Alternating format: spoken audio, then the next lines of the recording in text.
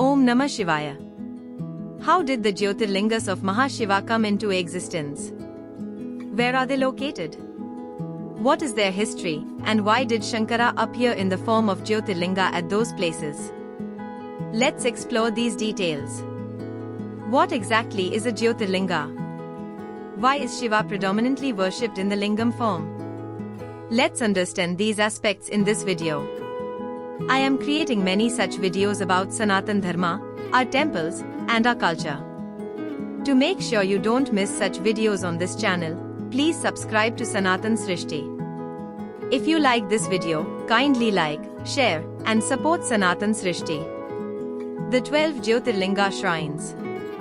What is a Jyotirlinga? Shiva, the Supreme God, the first being, is worshipped by devotees under various names such as Shankara, Bhola Shankara, and Ishwar.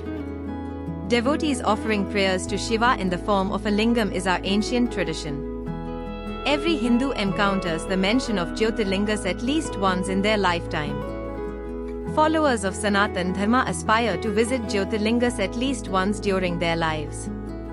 Among the Trimurti, Brahma, Vishnu, and Shiva, only Shiva is worshipped in both idol and lingam forms. However, the lingam form holds greater significance. Devotees believe that the light form of Shiva emanates from every lingam, representing his infinite energy. Jyotirlinga means symbol of light or pillar of light. Although there are 64 Jyotirlingas, only 12 are regarded as holy shrines. In Hindu tradition, it is believed that when viewed from the heavenly realms, Jyotirlingas appear as columns of fire. These lingam forms signify Shiva's purity and infinite power. Origin of Jyotirlingas. How did the Jyotirlingas emerge? What divine power blesses the temples of these Jyotirlingas? According to Shiva Purana, one of the 18 Puranas, once, Brahma approached Vishnu during a pause in his creation process. Vishnu was resting on his serpent bed, Anantasesha, when Brahma said, "You don't even respect me. I am the creator of this entire universe, the protector of this cosmos. I am beyond time, and time behaves according to my will." Vishnu responded, "You are unaware of your own origins. How can you say that you emerged from the lotus in my navel? You claim to be self-born, but I created you. The entire cosmos is under my protection. Everything you see exists because of me." Their argument escalated, and Brahma declared, "You know nothing of my birth. You claim I emerged from the lotus, but I am Swayambhu, self-created. Their disagreement intensified into a battle. Brahma mounted his Hamsa, swan, vehicle, while Vishnu ascended Garuda, his eagle vehicle. Both sides, along with their armies, engaged in a fierce battle that shook the cosmos. The two launched powerful divine weapons at each other, creating chaos and fear among the realms. Terrified by the intensity of the battle, the celestial beings sought refuge with Lord Shiva. They prayed for his intervention to restore peace and resolve the dispute. To resolve their arrogance and settle the dispute, Shiva transformed into an infinite pillar of fire that appeared in the heavens. Both Brahma and Vishnu's weapons were absorbed by this fiery column. To determine the origin and end of this column, Vishnu took the Varha, boar, form to find its base. Brahma assumed the form of a swan to locate its tip. Vishnu searched extensively but could not find its root and admitted defeat. However, Brahma falsely claimed to have reached the top, using the ketki flower as a witness to his deceit. When Vishnu heard Brahma's lie about reaching the end of the infinite pillar of light, he didn't realize it was false. Believing Brahma's words to be true, Vishnu worshipped and honored Brahma as a superior being. Thus, their battle ended. However, Lord Shiva manifested himself to punish Brahma for his deceit. Appearing in his supreme form, Shiva revealed the truth. Vishnu, upon seeing the divine presence of Shiva, humbly bowed before him and apologized for his ignorance, pleading for forgiveness. To humble Brahma's arrogance, Shiva created a powerful warrior from his forehead named Bhairav and gave him an army of Ganas, attendants, to aid him. Shiva commanded Bhairav to punish Brahma for his dishonesty. Bhairava, along with the Ganas, confronted Brahma in battle. During the fierce clash, Bhairava severed one of Brahma's 5 heads with his weapon. From that moment, Brahma was left with only 4 heads. Bhairava, still enraged, prepared to destroy the remaining heads of Brahma. At that moment, Vishnu intervened to protect Brahma and prayed to Shiva, requesting him to forgive Brahma so that he could continue his duty of creation. Hearing Vishnu's plea, Shiva forgave Brahma and allowed him to continue his work as the creator. However, Brahma retained only 4 heads from then onward as a reminder of the consequences of dishonesty. Afterward, all the celestial beings prayed to Shiva, expressing their gratitude for his intervention. Shiva, to pacify their concerns, condensed the infinite fiery pillar into a smaller form, an atomic-sized lingam, making it accessible for worship. This lingam marked the origin of Jyotirlingas. The divine light of the Jyotirlinga spread across the earth, and its radiance touched 12 locations, forming the 12 Jyotirlingas, each representing Shiva's infinite energy and presence.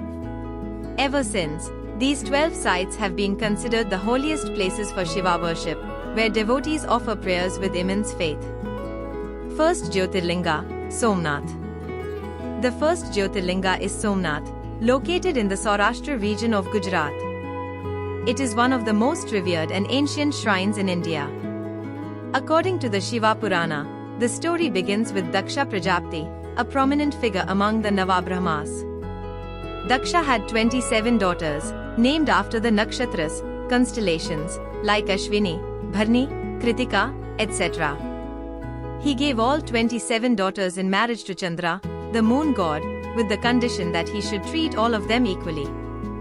However, Chandra showed favoritism toward Rohini, one of his wives, and neglected the others. The remaining 26 wives complained to their father, Daksha, about this negligence. Furious, Daksha summoned Chandra and warned him, saying, "You must treat all my daughters equally and adhere to dharma." While Chandra agreed, he failed to change his ways and continued to favor Rohini.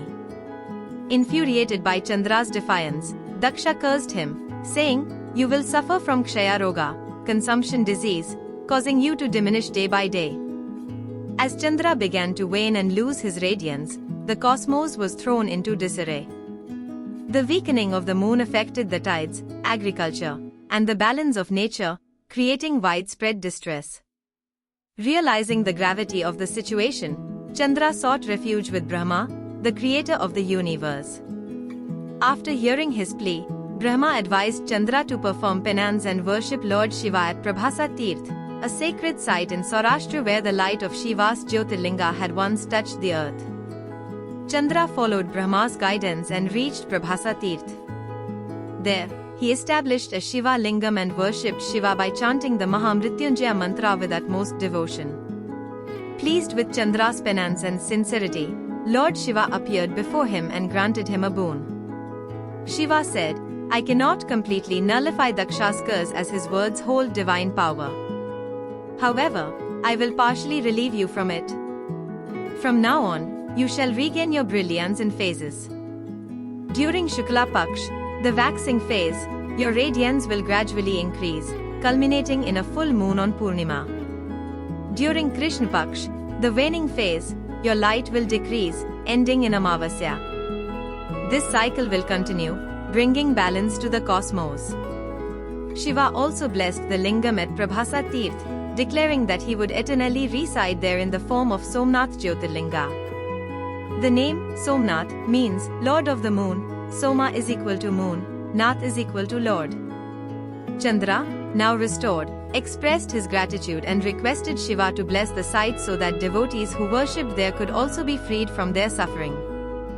The Devas, celestial beings, witnessing this, prayed to Shiva, saying, "O Mahadev, you saved Chandra and the cosmos. Please reside here permanently with Parvati Devi, and shower your blessings on humanity." Shiva agreed, and from that moment, the place became one of the 12 sacred Jyotirlinga shrines. The holy pond near the shrine, known as Chandrakund, Chandra's pond, holds great significance.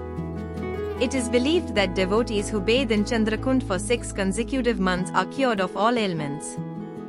The shrine is also associated with the restoration of cosmic order, thanks to Shiva's intervention. Thus, the Somnath Jyotirlinga emerged as a symbol of Lord Shiva's compassion, balance, and divine presence, offering solace to devotees.